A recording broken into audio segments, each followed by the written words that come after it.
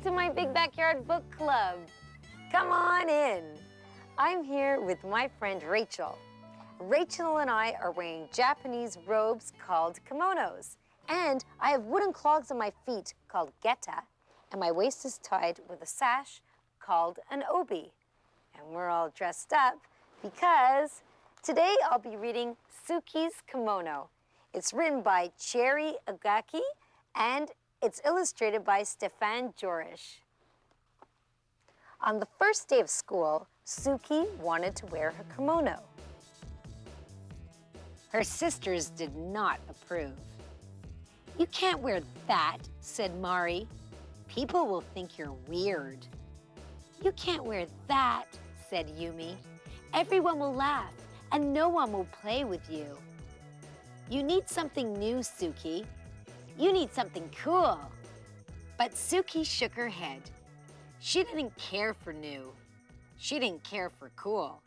She wanted to wear her favorite thing. And her favorite thing was her kimono. Suki's Oba-chan had given her the kimono.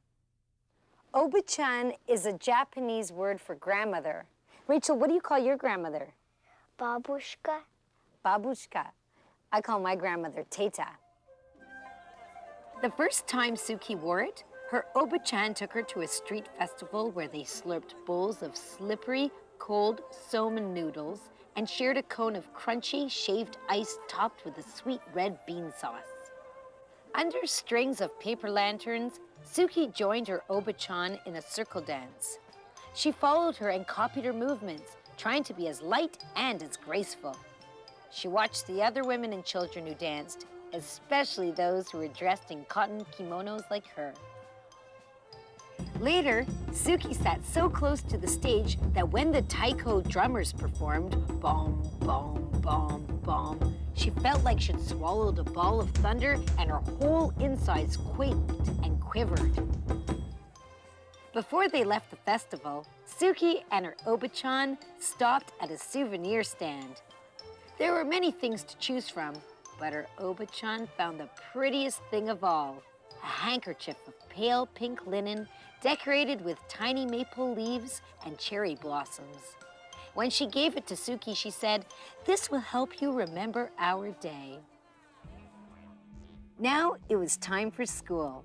Mother checked Suki's obi one last time and took a picture of Mari, Yumi, and Suki together by the front steps. Then, as she watched, the three sisters made their way down the block to their school.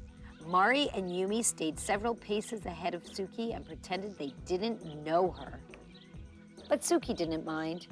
She turned and waved to her mother before she clip-clopped along in her shiny red geta, feeling very pleased in her fan-patterned blue kimono. Once in a while, Suki would lift her arms and let the butterfly sleeves flutter in the breeze. It made her feel like she'd grown her own set of wings. When they reached the school, Mari and Yumi hurried across the yard to a group of their friends.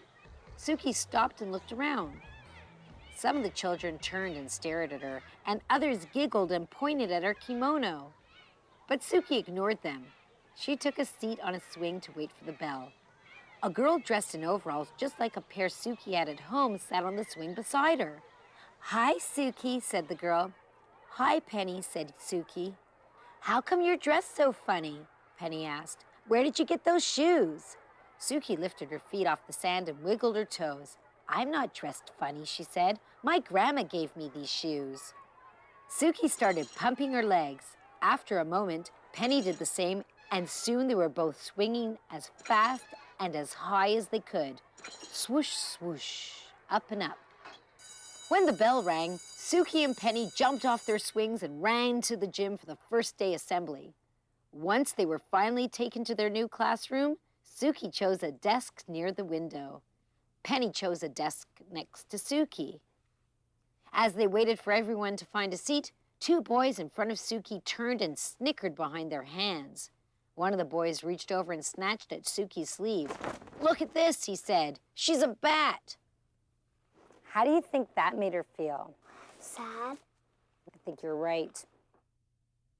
Suki felt her cheeks burn, but she did not respond. Instead, she concentrated on sitting up straight and tall the way her Oba-chan always did. It was easy to do with an obi wrapped snug around her middle. Her obi was golden yellow, and in its folds, Suki had tucked away her pale pink handkerchief. "Welcome to the first grade," said the teacher. "My name is Mrs. Paggio." She smiled.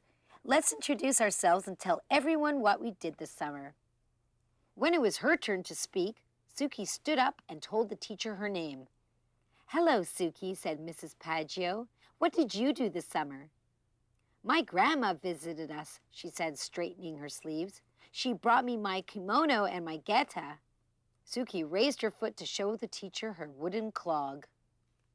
Somewhere in the classroom, someone laughed, but Suki took a deep breath and continued. "The best thing was that she took me to a festival, and there were dancing girls dressed like me, and they danced like this." She took a few steps and swayed her arms sideways.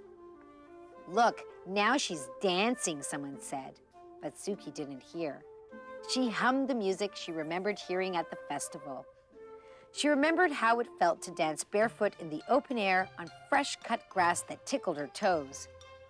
She tried to picture the other dancers, how they moved forward in the circle with the rhythm of the music, how they stamped their feet, first right, then left, swung their arms, first up, then down, how they stepped back and back and back, then clapped.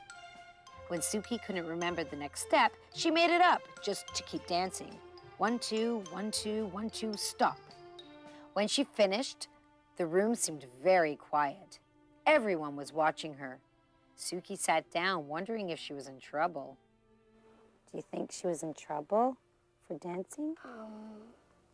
No. Okay, let's see. But Mrs. Paggio said, "That was wonderful, Suki," and she started to clap. Then, so did Penny. And after a moment, so did the entire class. After school, as the three sisters walked home together, Mari and Yumi grumbled about their first day. "No one even noticed my new sweater," said Mari. "No one even noticed my cool shoes," said Yumi. But Suki just smiled. As she clip-clopped along behind them, Suki pulled out the pale pink handkerchief from her obi and held it up over her head to catch the wind. And in her blue cotton kimono and in her shiny red geta, Suki danced all the way home. The end. So, Rachel, what was your favorite part of the story? When everybody clapped in the whole entire school. Yeah, when everybody appreciated her dancing and her kimono and all of her. Yeah, I like that part too. So now it's your turn. Go take a look for a book. Share with someone who cares. Every day it's a need. Every day you've got to read. Bye for now. You can say bye. Bye.